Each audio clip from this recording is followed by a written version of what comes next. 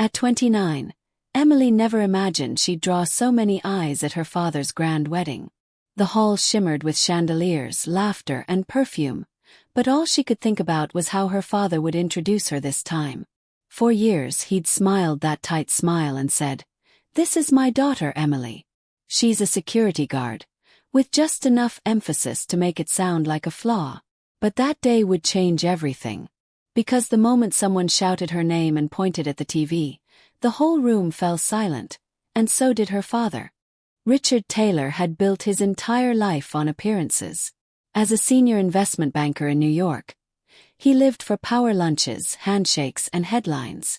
Their home gleamed like a showroom, and every photograph was perfectly staged for his office desk. Yet, behind all that polish, Emily felt invisible. Their relationship had been strained for years, pulled apart by expectations she could never meet. When she was 12, her parents' marriage crumbled. Her mother, Claire, a warm-hearted kindergarten teacher, had grown tired of living like a footnote in Richard's glossy world. The divorce split Emily's life in two. Weekdays meant cozy evenings with her mother in a modest apartment full of laughter and crayons. Weekends meant visiting her father's penthouse overlooking Central Park, where everything sparkled except their conversations. Richard had her future mapped out: a prestigious college, law school, and maybe a position at one of his friends' firms. But when Emily announced she planned to join the military, Richard nearly dropped his wine glass. "The military," he said, stunned. "People from our background don't enlist. They command." Emily went anyway. 4 years in the army taught her more about life than any classroom could: discipline, courage, and the importance of protecting others. After returning home, she studied criminal justice using her GI Bill and took a part-time job as a campus security officer. Slowly, she worked her way up to become a senior specialist at Sentinel Security Services, handling everything from executive protection to event security for high-profile clients. Her proudest moment came when she led a diplomatic summit security team, a success her father never even mentioned. To Richard, success still meant power suits and corner offices. So when Emily received a gold-edged wedding invitation addressed from Richard Taylor and Evelyn Grant, she almost tossed it in the trash. Evelyn, a polished socialite from another banking family, would become wife number 3. "You should go," her best friend Lisa urged over coffee. "Maybe he'll finally see you differently." Emily gave a half-smile. "Different how?" "He'll just introduce me as the disappointment who guards doors for a living." Lisa squeezed her hand. "Then show him you guard lives, not doors." The days before the wedding passed quickly, and though Emily tried to stay calm, her stomach twisted every time she imagined facing her father again. The train ride to the coastal resort felt endless. She kept replaying her mother's last words before leaving home. "His opinion doesn't define you, sweetheart. Walk in proud." When the taxi pulled up to the Grand Rosewood Resort, Emily's heart thudded. White tents shimmered in the sunlight, and expensive cars lined the driveway. She took a deep breath, grabbed her overnight bag and whispered, "Let's do this." The hotel lobby buzzed with chatter and laughter.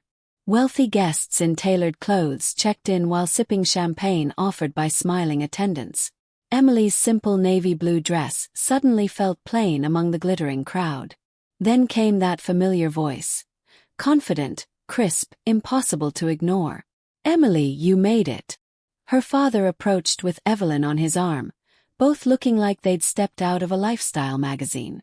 "Good to see you," he said with a polite nod and a kiss on her cheek that barely touched. Evelyn's smile was rehearsed. "Do enjoy yourself, dear," she said smoothly before turning to greet someone richer.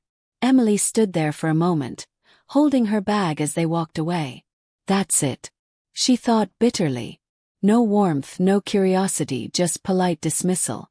A bellhop took her luggage, and she checked into her room overlooking the ocean. She tried to shake it off, reminding herself why she came: to face him, not to please him. That evening, she dressed carefully for the rehearsal dinner. Her navy dress pressed and her silver jewelry catching the light. "You've got this," she told her reflection. "Smile, eat, survive." The rehearsal dinner was everything Emily expected: luxurious, loud, and full of people who thought wealth was a personality. White linens covered every table, orchids and candles glowed in the center, and waiters floated by with trays of champagne. Emily found her seat far from the head table. She was halfway through a glass of wine when her father appeared beside her with a couple she didn't know. "This is my daughter Emily," he said smoothly. "She's a security guard." The word guard landed like a slap. Not security specialist, not team leader, just guard. The couple smiled awkwardly. "Oh, how interesting," the woman said after a long pause. "Richard mentioned you were in the army." "Yes," Emily replied evenly. 4 years active duty." The man nodded quickly. "Thank you for your service." Then they both turned away, clearly searching for someone more impressive to talk to. Richard didn't notice or didn't care. "Excuse me," he said cheerfully, already leading them toward another group. Emily sat frozen for a moment, the wine in her glass trembling slightly. Then she took a slow sip and whispered, "Same old story." But this time she decided it wouldn't end that way. For the rest of the evening it was like déjà vu everywhere she turned. Her father repeated the same line. "This is my daughter Emily. She's a security guard." Each time the same reaction followed. A polite smile, a quick nod, and a subtle shift in conversation toward something more glamorous. By the 5th introduction, Emily had lost count.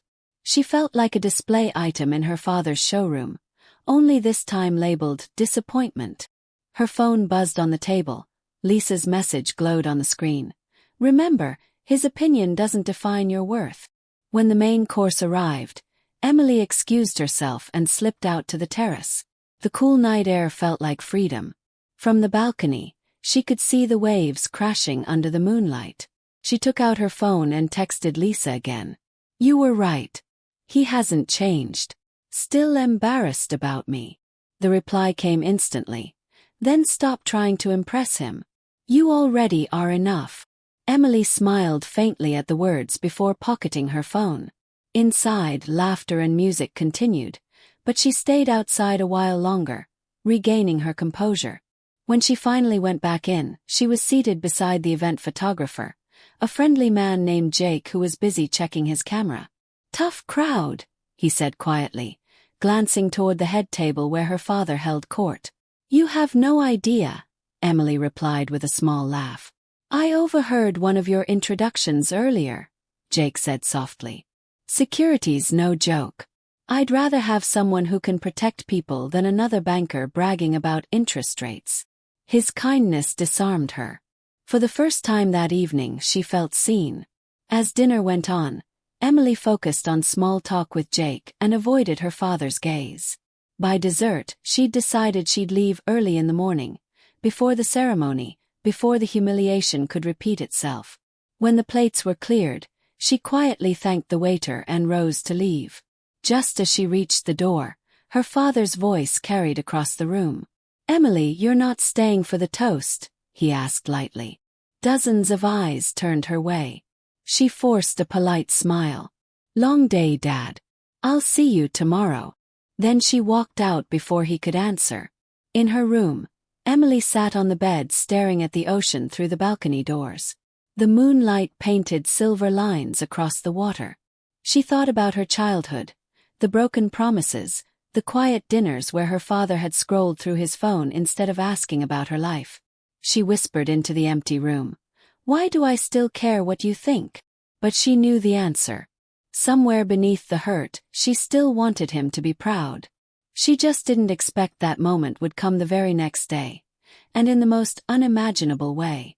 The morning of the wedding dawned bright and golden. Emily dressed in a soft lilac gown, brushed her hair neatly, and slipped on her flats. Guests moved about the resort like movie extras, every smile rehearsed, every outfit expensive. She kept to herself, sipping coffee on the balcony, when a knock came at her door. It was a resort attendant.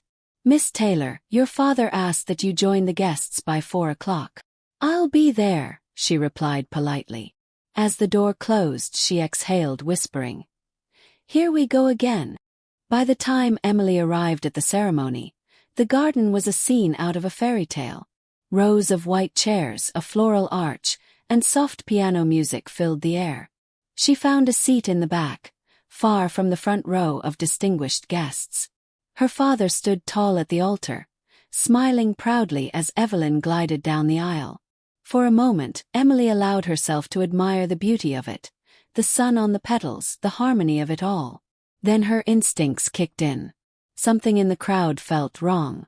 Years of military and security work had trained Emily to notice details most people missed. Her eyes caught a man in a catering uniform. His shirt slightly wrinkled, his behavior offbeat. He wasn't serving like the others. He was scanning, noticing patterns, entrances, exits. She frowned. Her gut twisted in that old familiar way that said, "Something isn't right." She watched him exchange a nod with another man across the lawn, also in uniform. Both of them moved with the alertness of people on a mission, not servers.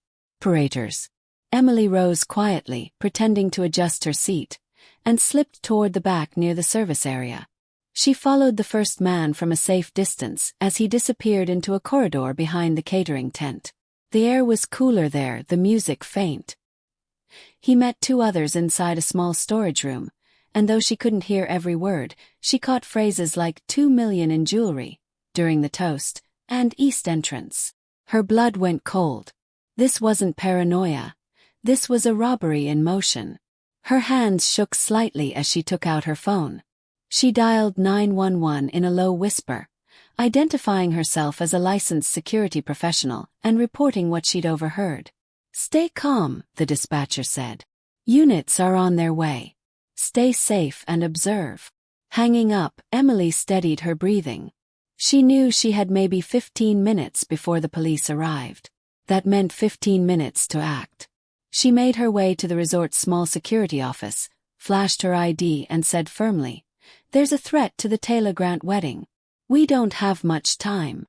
The resort guard, a man in his 50s with reading glasses dangling from his neck, looked skeptical. "A threat? Are you sure?" Emily met his eyes. "Positive. I overheard the plan. 7 suspects, 3 already on site, 4 more coming through the east entrance. They're armed and targeting jewelry during the toast." The man's eyes widened as he grabbed the radio. "Jenkins, get to security now." Within minutes, the head of security arrived, tall and alert.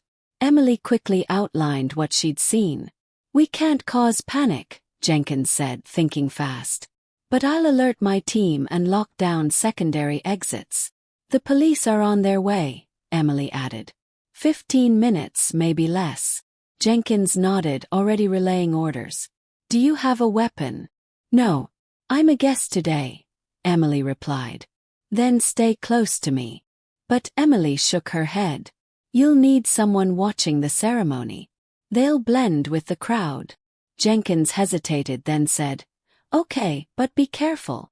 Emily slipped back through the corridor toward the garden. The vows were beginning. Everyone's attention was on the altar. No one noticed her scanning the edges of the crowd like a quiet sentinel. Her father stood beneath the arch, smiling proudly as Evelyn said her vows. For the first time in years, he looked genuinely happy. A pang of emotion tugged at Emily's chest, but she forced herself to focus. She spotted 2 of the fake caterers again, hovering near the bar. Another stood by the gift table, pretending to rearrange the boxes. Her pulse quickened. They were setting up. She texted Jenkins their positions and waited. The ceremony ended in applause, the music swelled, and the couple shared their first kiss as husband and wife. As guests stood and began drifting toward the reception area, Emily noticed the suspects' movements tighten. They were syncing positions, watching the staff checking sightlines. It was now or never. She stepped toward the nearest suspect, pretending to retrieve her clutch from a table.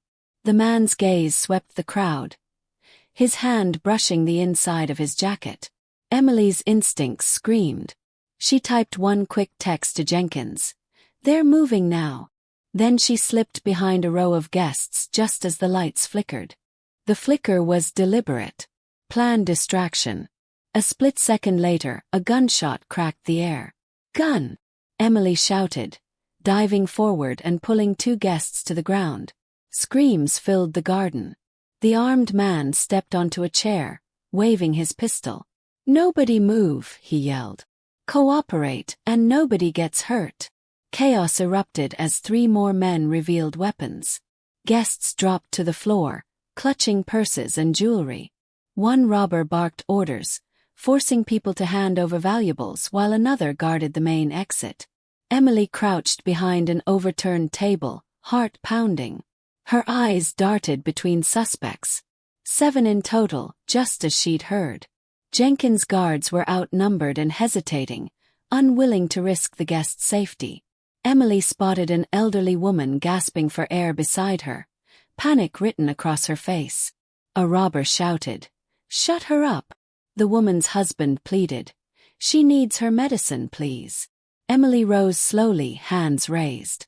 "I'm a medic," she lied calmly. "Let me help her before it turns into a heart attack. You don't want a death charge on you." The gunman hesitated, eyes narrowing. "Make it quick," he said finally. Emily knelt beside the woman, whispering softly, "You're going to be okay. Just breathe with me." As she checked her pulse, her mind raced. She could see the leader near the stage. Tall, bald, barking commands. She had seconds to plan. Through a reflection in a glass panel, she spotted flashing lights outside. Police had arrived. Relief washed through her, but she couldn't signal them yet. One wrong move could trigger gunfire. Suddenly, the leader turned toward the front table where her father and Evelyn crouched. "You get up," he barked. Her father trembled as he stood, hands raised. "Give me the necklace," the robber demanded. Evelyn, shaking, removed her diamond chain. The man snatched it and sneered. "Now the watch." Richard fumbled to unclasp his gold timepiece. "The safe code for the bridal suite," the leader snapped, pressing his gun against Richard's temple. I don't know it," he stammered. "Check my phone." No phones. That was the breaking point. Emily's pulse thundered. She couldn't watch her father die.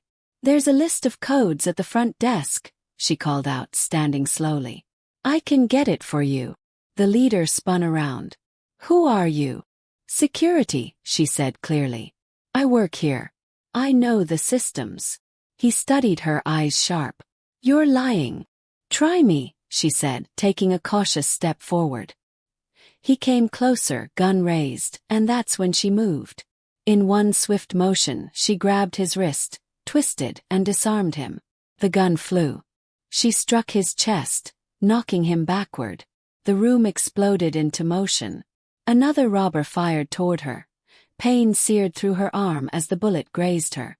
Ignoring it, she dragged the leader to the ground and pinned him. "Now!" she shouted to Jenkins. The security team charged from cover as police officers stormed in through the east entrance. 2 robbers surrendered instantly. Others tried to flee. One dashed into the kitchen with a hostage. Emily shoved the captured leader toward an officer. "Hold him," she ordered, blood soaking her sleeve. Then, without hesitation, she ran after the last man, because the job wasn't done yet. Emily followed the sound of footsteps through the kitchen, weaving between metal counters and startled chefs. Steam hissed from boiling pots, the smell of food thick in the air. Ahead, she spotted the last robber, a desperate man clutching a terrified waitress as a human shield. "Back off," he shouted, pressing the gun against the woman's temple. Emily froze mid-step, hands raised. "You don't have to do this," she said calmly. "The police are already here. It's over." The man's eyes darted wildly. "I'll shoot. I swear I'll shoot." Emily's voice softened, steady but firm. "If you shoot her, you'll never walk out of here alive. You can still end this without bloodshed." He hesitated. Sweat dripped down his forehead. She took a slow step forward. "You've got a choice," she continued. "Put the gun down, let her go, and you might still have a life left to fix." For a heartbeat, no one moved. Then, with trembling hands, he lowered the gun slightly. That moment was all she needed. Emily lunged forward, twisting his wrist and forcing the weapon from his grip. The gun clattered to the floor. The waitress ran free as Emily pinned the man against the counter, securing him with a restraint hold she'd practiced 1,000 times before. 2 police officers burst into the room seconds later, weapons drawn. "It's clear," Emily called out, releasing the suspect into their custody. The officers rushed to cuff him, one turning to her with wide eyes. "Ma'am, you're bleeding." Emily glanced at her arm, where crimson stained the lilac fabric of her dress. "Just a scratch," she said with a faint smile.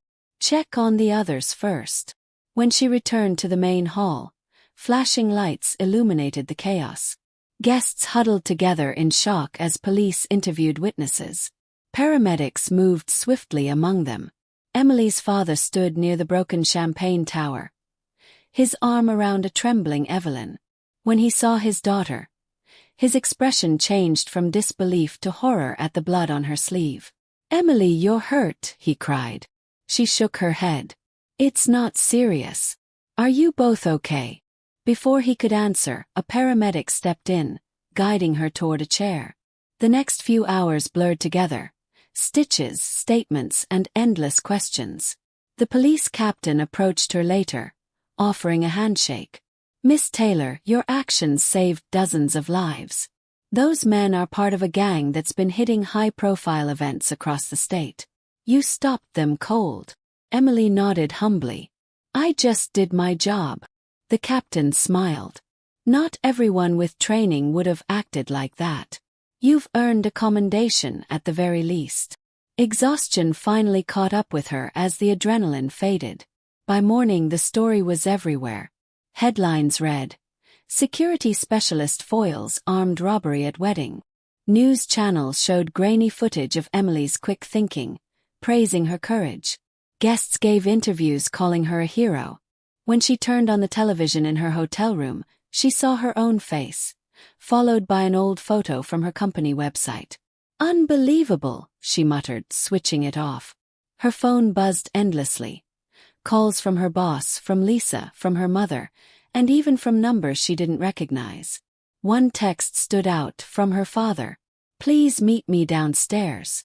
Down in the quiet lounge, Richard stood alone by the window, staring at the ocean. He looked older, tired, humbled. When he turned to face her, there was no trace of the usual arrogance. "Emily," he said softly, "I don't even know where to begin." She folded her arms, her bandaged hand resting over the wound. "You could start with not calling me a security guard," she said dryly. He winced. "I deserve that. I was wrong about everything. About you. About what matters." He gestured toward a chair. "Please sit." They sat in silence for a while, the sound of waves filling the space between them. Finally Richard spoke again. "When that man had a gun to my head, I wasn't thinking about my money, my career, or my reputation. I thought about you and how I never truly saw who you were. You didn't just save me, Emily. You saved my perspective." Emily looked down, emotions stirring. "I didn't do it for your approval, Dad. I did it because it was right." He nodded. "And that's exactly why I'm proud of you." Weeks passed, and the story continued to ripple through the media.